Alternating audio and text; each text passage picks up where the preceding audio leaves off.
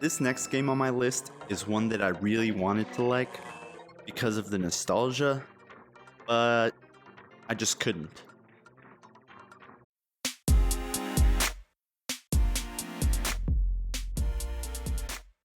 What's up everyone, and welcome to Digital Gaming Hub. This is the first video in a series of videos where I'll be reviewing and ranking SNES games that are on the Nintendo Switch.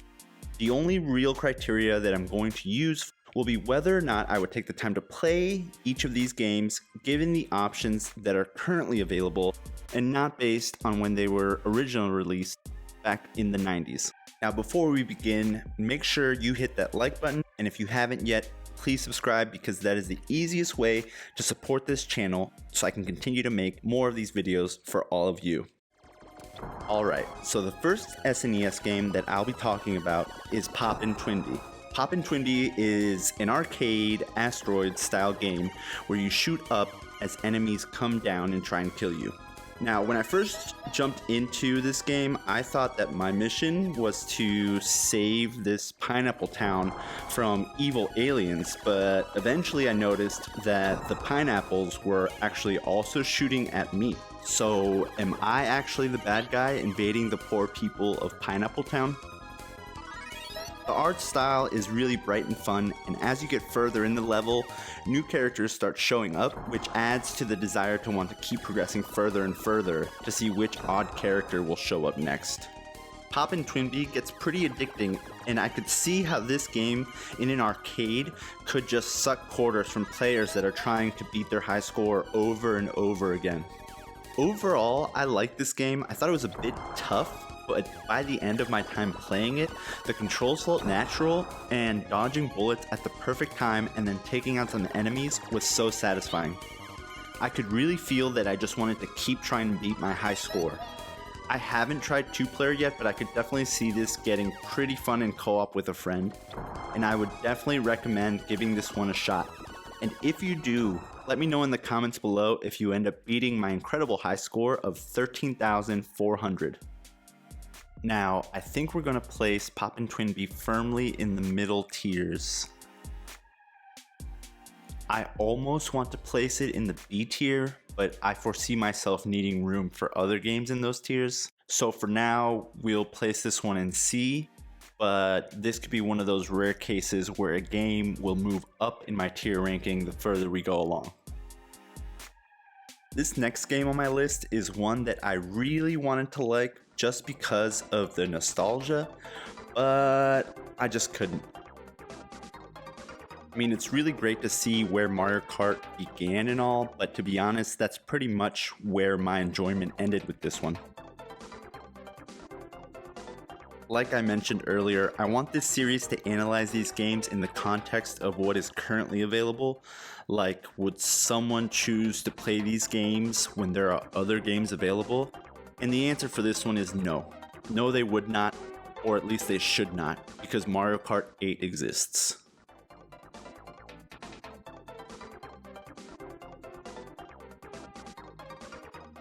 And if someone owns a Switch and doesn't have Mario Kart 8, then maybe they could play any other racing game. This one is just going to ruin the good Mario Kart name. Aside from the Koopa looking like the baby from the 1990s sitcom Dinosaurs, the main issue I had when playing were the controls.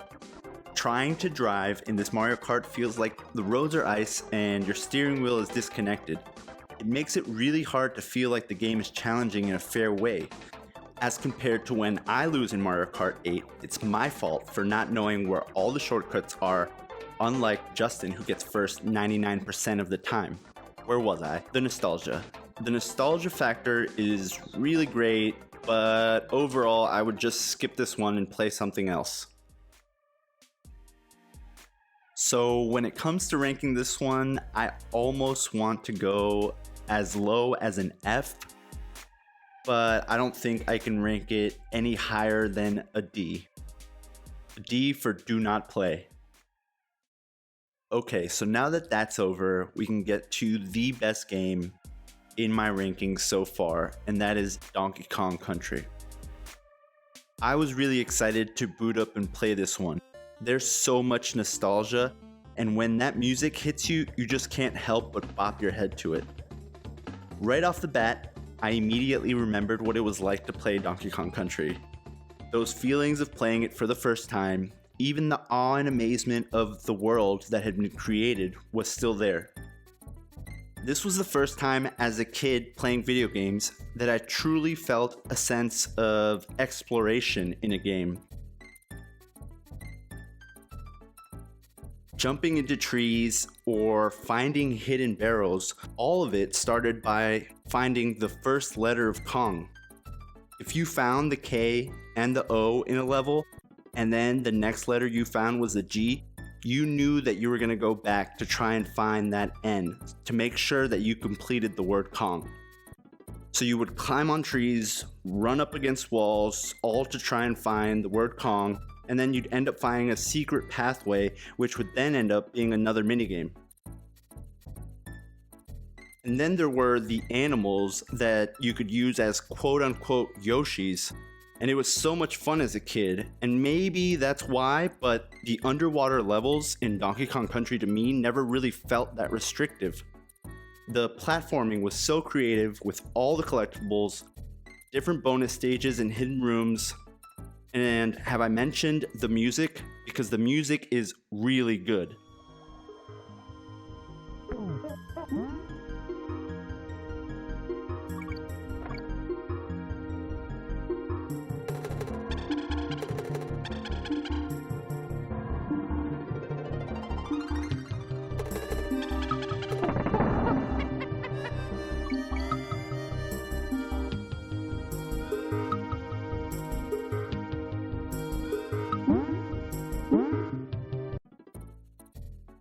Oh, and 2-player. Growing up, I spent countless hours playing video games with my cousins, and being able to play this incredible platforming game with another player just makes the experience that much better. It creates a whole nother element to the gameplay. When you die, your co-op buddy then tags in and starts up where you left off. And then you watch as they try their best to finish off the level, hoping that they find a DK barrel so that you can come back to life, and then secretly hoping even more so that they slip up so that you can jump back into the gameplay and beat the level yourself.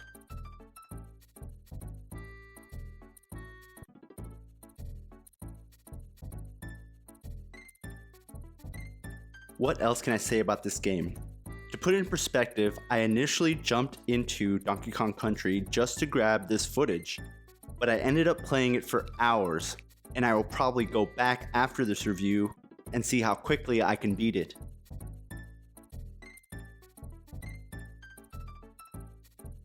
This is one that I would recommend to immediately go in and play, even if you've played it before.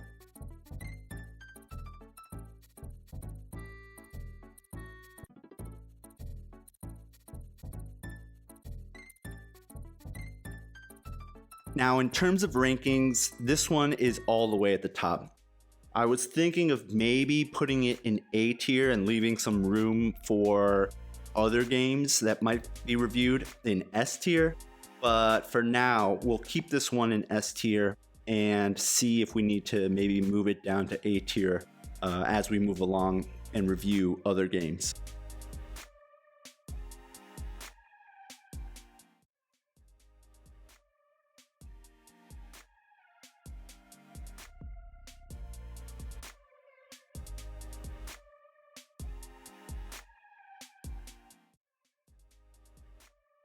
Alright, so that was the first 3 SNES games. Now that I'm done with my opinion, I want to hear from you. Have you played any of these SNES games? Did my rankings make you want to play any of these SNES games? Or am I completely wrong in my rankings? Let me know in the comments below, and make sure to like and subscribe and hit that notification button so that you don't miss any of my videos, because that allows me to continue making these videos for all of you. And while you're at it, if you want access to behind the scenes footage or a sneak peek at one of my future videos, go follow me on Twitch. That's twitch.tv/Digital Gaming Hub. Alright, thanks for watching, and I'll see you here next time to rank 3 more SNES games.